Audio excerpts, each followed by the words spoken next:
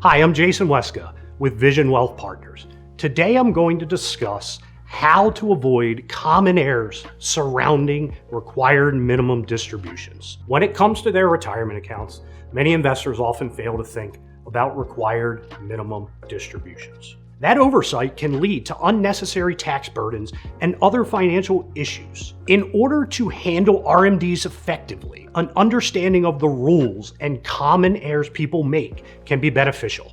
Let's take a look at some common errors. A common error: I took an RMD from my 401k. This satisfies both the RMD for that account and the one that I have to take from my IRA or any other account for that matter. What the rule says: RMDs can be aggregated for certain accounts. For instance, if you have multiple traditional IRAs, you can take an RMD from one account that equals the total amount of RMDs you would have to take from all accounts. So if you have two traditional IRAs and each has an RMD of $1,000, you can withdraw $2,000 from one account to satisfy both those RMDs. RMDs for SEP, simple, and rollover IRAs can be aggregated with traditional IRAs as well. This RMD aggregation rule can be applied to multiple 403B plans too. You cannot, however, take an RMD from a 403B plan to satisfy an RMD from an IRA.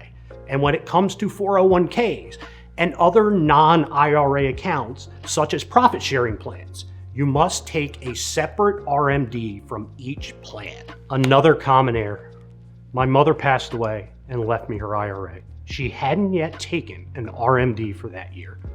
I don't need to take one either.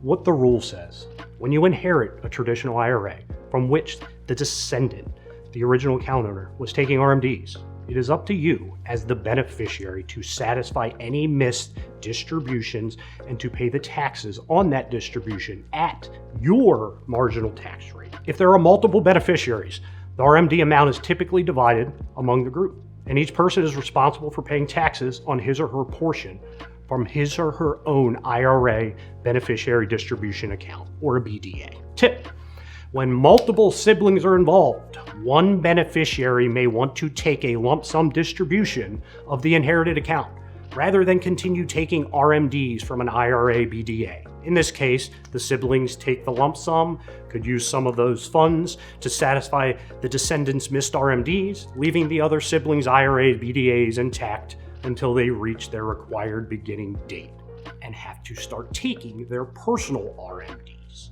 Of course, this would require the siblings taking the lump sum distribution to agree to this solution. Common error: I just retired and I have a substantial RMD due from my 401k plan. I can just roll the 401k into an IRA and take the RMD from the IRA. What does the rule say? Although you can roll your 401k into a traditional IRA, the RMD amount is not eligible for rollover. The 401k RMD must be satisfied from the 401k prior to the rollover. If for some reason the financial institution makes a mistake and allows the RMD to be rolled with other eligible assets, the RMD is deemed to be satisfied from the 401k, but now represents an excess amount in the IRA since RMDs are not eligible for rollover. The amount of the 401k RMD would get removed as a return of excess from the IRA to correct the error. Otherwise, the RMD would be taken entirely from the traditional IRA, as we know from the first error outlined. Another common error: I'm still working and I don't have to take an RMD from my SEP or simple IRA at my current employer. What does the rule say? Although you do not have to take an RMD from a 401k plan if you are still working and do not own 5% of the company, this exception does not exist for SEP or simple IRAs once you have reached age 73, regardless of your employment status. RMDs need to come out of SEP and simple plans. Here's a quick recap. RMDs generally begin at age 73. IRA RMDs can be aggregated.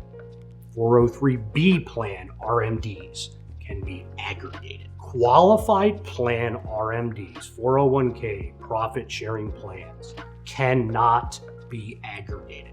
IRA-based plans, your SEPs, your simples, always have RMDs at age 73. Depending on the circumstances, inherited retirement accounts must distribute RMDs over the beneficiary's life expectancy, or the full balance must be depleted within 10-year period. When inherited, both Roth and traditional IRAs have RMDs. Designation Roth accounts, Roth 401ks, Roth 403bs, Roth 457s no longer have RMDs starting in 2024. For more videos on a variety of different wealth management topics, head to our YouTube channel or subscribe. Thank you for watching. I'm Jason Weszka with Vision Wealth Partners, your dedicated wealth management team.